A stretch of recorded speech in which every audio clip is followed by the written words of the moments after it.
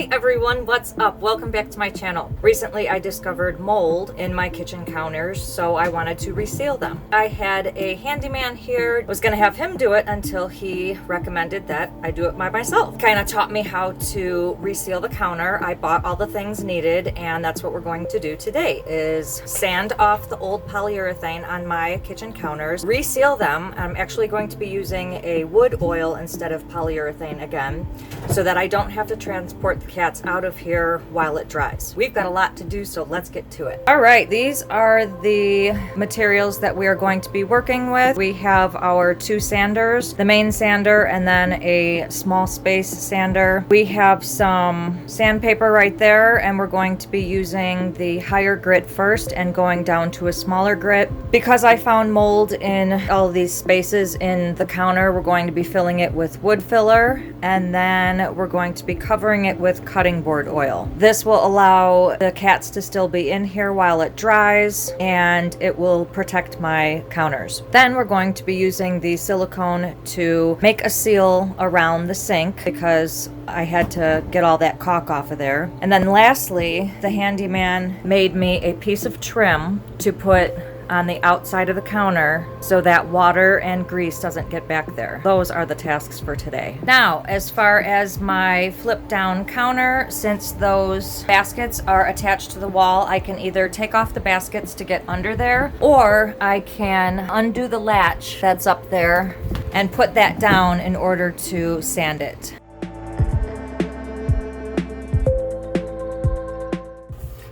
Alright, this is annoying the shit out of me, so I'm going to remedy that right away.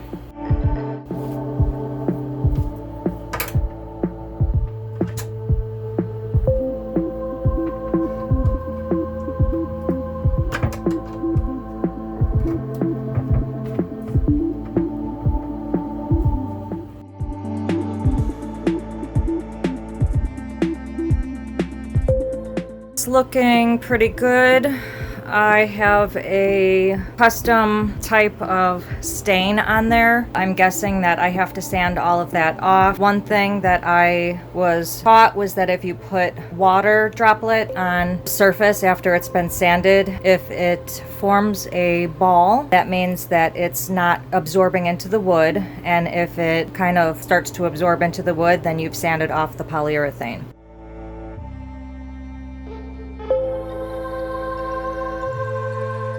This is tiring. I am like so tired. My arms hurt. Ugh.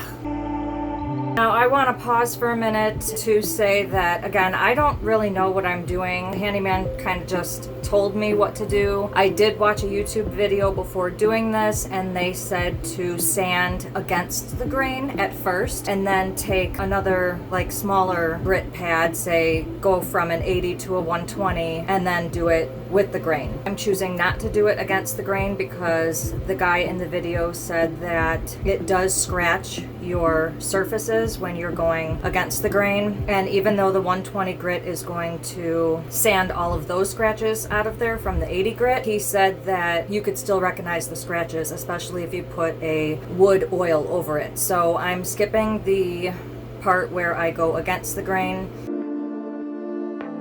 Because that basket is in the way, I am going to be taking the basket off. I think that would be a lot easier in order to get underneath that basket rather than letting the flip down counter down. Now these were hard to get in here the first place, so it's harder to get them out.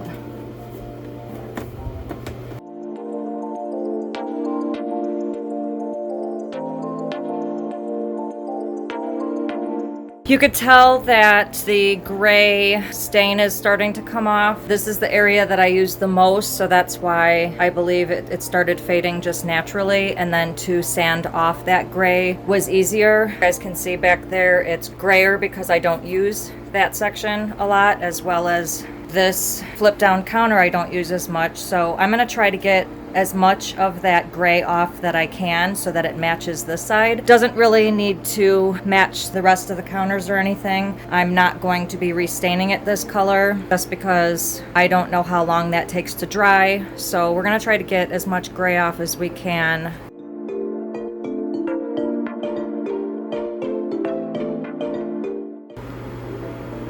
seems to be working. I'm gonna start using the smaller one to get, say, these edges, maybe back there a little bit against the sink.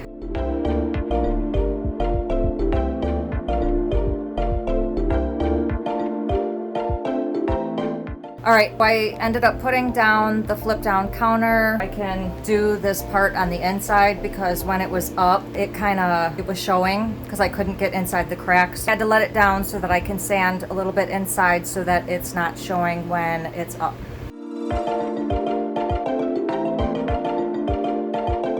Okay, that is much better. Can no longer see that gray line that was in that crack right there. Now we're also going to be doing the side by electric cooktop, so I removed all those things. We discovered mold underneath the drain by the sink in this corner right here, and then we're going to be putting a backsplash up because when I do cook, grease gets all over here. It goes down this hole. Builders did not caulk there, so I'm going to be putting up trim.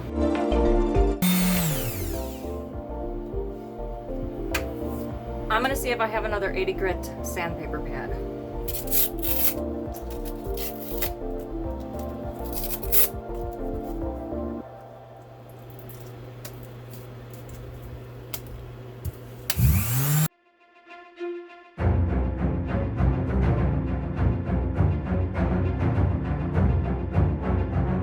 Now I switched the grit to 120 grit, so from 80 to 120. This is going to sand the counters even further.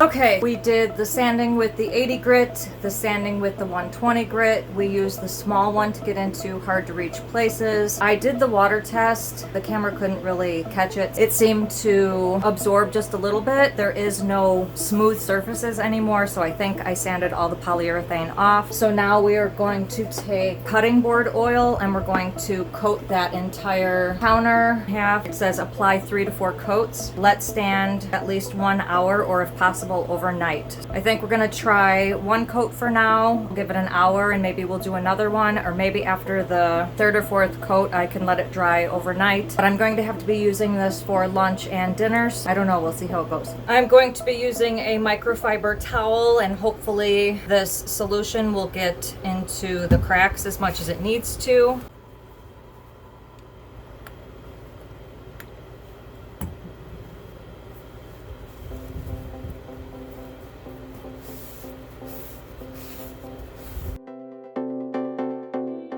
Oops, one thing I forgot to do was use the wood filler putty because then you have to sand after it also. I'm hoping it's going to be okay. If not, I will learn from this. I was just so excited to stain it.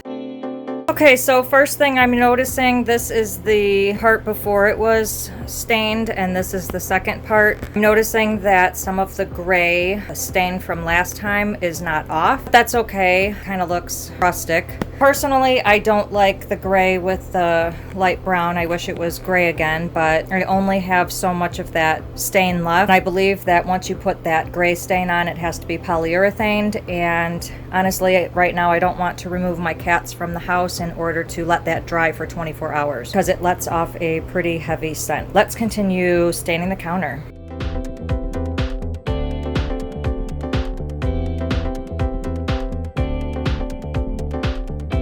All right, now another thing I'm noticing is this is where all the mold was. And when I put that cutting board oil on that wood, it all turned darker. It actually looks like the mold is coming through. Not sure what to do about that. I will ask the handyman the next time he's over, but thank goodness the dish drain covers that area, so at least it's not too visible. Already it's looking way different than it did before. All of those counters used to be pretty much the same color as the cabinets. Okay, so next thing on the list, the handyman made me this piece of trim in order to go behind the counter, behind the sink, because there's a huge gap there. So he cut this out. This is for the sink part. And then he also drilled some holes in order for me to just set it up after I got done resealing it. So we're gonna do that right now. Now, when the handyman cut this, he said that the board was kind of warped, so there's kind of a bow in it. Some of it is not flush with the counter. I have a chance to either seal it to match the counter or leave it to match the walls, and I think I'm just gonna leave it to match the walls. And lastly, I'm going to be taking this silicone caulk and putting it along the sink so that that is sealed as well. This is kind of old, so it's kind of coming out really slow, but I'm starting to be able to put a thin bead along here, and hopefully we'll have enough for the other side. Now, I ended up using this stuff for the trim that I put on the back as well. It worked, so I'm going to also be using this for the trim above the sink because there is a little gap in between there too, so hopefully this will seal it off. There you have it, the finished product. So we went from having a gray butcher block countertop that matched the cabinets, and then I had to sand all that off in order to put a clear coat of cutting board oil on there. It looks kind of different. The trim actually blends in. We ended up kind of caulking that too so that nothing got into the holes because of the warping board. And then we put caulk, silicone caulk around there. All in all, I think I did a pretty good job. I did miss some spots, like some gray right there, and then some gray in the middle of this crack, even though I did put it down to do as much as I could. Seems to have still come through, but I don't think it'll be too noticeable. All right, so how about that? I have never done that before. I do want to do more DIY stuff, but I kind of don't trust myself not knowing the knowledge of how to do all of those like little things. That's why I hire people. But each time a handy person is here, I kind of learn from them. I'm also learning things online from you guys, so I want to apply this to my tiny house living, whether it be me DIYing it myself or taking your advice and hiring a handyman to do it. I thought I would give this one a try. About 4 hours. So not too bad. I was supposed to let it dry for a good 24 hours, but I put 3 coats on and I'm just gonna leave it the way it is. I put some of the stuff back on top of the counter just because I don't have enough room in the tiny house. If you guys like this video, please give it a big thumbs up and don't forget to hit that subscribe button below. Click the notifications bell so you can receive a notification every time I post a new video, which is every Sunday. Thank you guys so much for watching. I will see you in the next video. Now, as far in order, just to get stuff out of my, don't put any of that.